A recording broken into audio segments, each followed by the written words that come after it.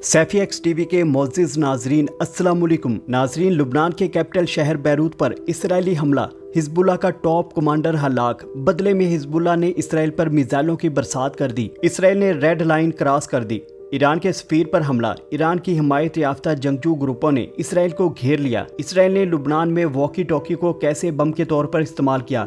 लुबनान Israel जंग के हवाले से आपको ताज़ा तरीन मालूमात से आगाह करेंगे, मगर उससे पहले छोटी सी दरख्वास्त है कि हमारे चैनल को सब्सक्राइब कीजिए और साथ ही बेल के नोटिफिकेशन को ऑन कर लीजिए। नाजरीन, अब तक की ताज़ा तरीन इतलात के मुताबिक इसराइल के बैरूत पर ताज़ा हमले में हिजबुल्लाह ने तस्दीक की है कि एक सीनियर कमांडर इब्राहिम आकिल जुमे के रोज मारा गया। ईरान के हमायत याफ्ता ग्रुप ने एक बयान में कहा कि आकिल 20/9/2024 को बैरूत के जुनूबी मज़ाफ़ात में गद्दार इसराइली कातलाना कार्रवाई के बाद मारा गया। दूसरी तरफ इसराइल ने रेड लाइन क्रॉस करते हुए ईरानी सफीर को भी निशाना बनाया। ईरानी सफीर इसराइल के हैक किए गए पेजर धमाके में जख्मी हो गया।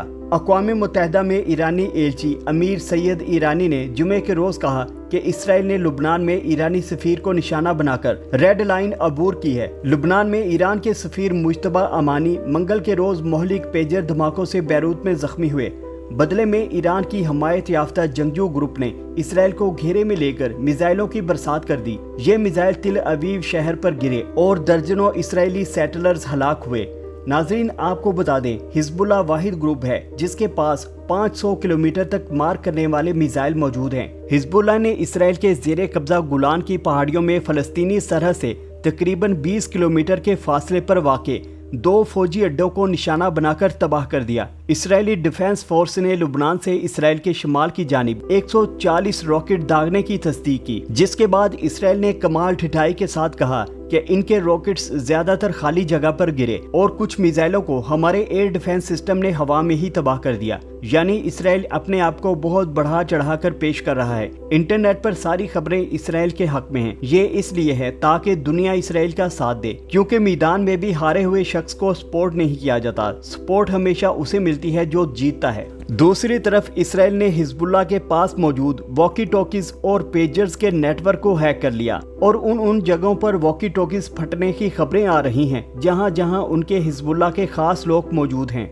वो वॉकी टॉकीज जिसे हिजबुल्लाह पिछले कई सालों से इस्तेमाल कर रही थी। बुध के रोज लुबनान में सैकड़ों वॉकी टॉकीज, जिनमें से कुछ मुबैना तौर पर मुसल्लह ग्रुप हिजबुल्लाह के जेर इस्तेमाल थे, के फटने के बाद कम से कम 20 अफराद हलाक और 450 जख्मी हुए। नाजरीन, वॉकी टॉकीज बनाने वाली एक जापानी कंपनी ने लुबनान में इनके तैयार करदा वॉकी टॉकीज फटने के वाक़े के बाद खुद को इससे अलहदा करते हुए कहा कि कंपनी ने एक दहाई कबल इस मॉडल के वॉकी टॉकीज बनाने बंद कर दिए थे। आईकॉम ने अपने एक बयान में कहा कि वॉकी टॉकीज मॉडल ICV82 को सन 2004 से अक्टूबर 2014 के अरसे के दौरान तैयार किया गया और मशरिक़ वस्ता बरामद किया गया था। इसकी तैयारी तकरीबन 10 बरस कबल बंद कर दी गई थी और उस वक्त से इसे कंपनी ने कहीं बरामद नहीं किया। दूसरी तरफ पेजर बनाने वाली एक ताइवान की कंपनी गोल्ड अपोलो कंपनी के बानी ने इन पेजर धमाकों में कंपनी के किरदार या मुलव्वस होने से साफ इनकार किया है। बुध के रोज अपने फर्म के बाहर सहाफियों से बात करते हुए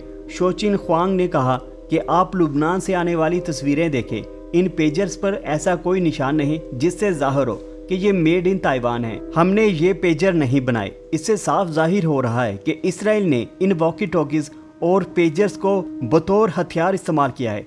ये भी हो सकता है कि इसराइल ने थर्ड पार्टी से ये वॉकी टॉकीज और पेजर्स खरीद कर उनमें बारूदी मवाद भरकर किसी सेलर्स के जरिए लुबनान की मार्केट में फरोख्त कर दिए हों और बाद में जाहिर सी बात है ऐसे आलात तंजीमें इस्तेमाल करती हैं तो उन्होंने ये मार्केट से खरीद लिए।